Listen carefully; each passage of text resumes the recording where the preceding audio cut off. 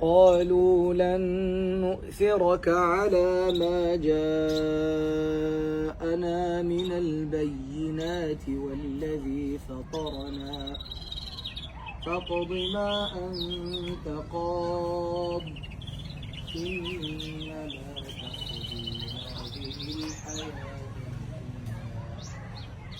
إنا آمنا بربنا ليغفر لنا خطايانا وما أكرهتنا عليه من السحر والله خير وأبقى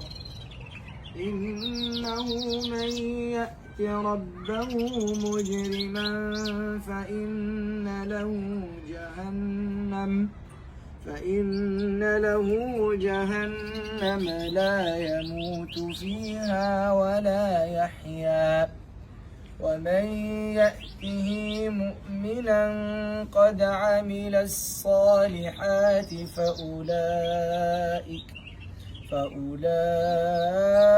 فأولئك لهم الدرجات العلا.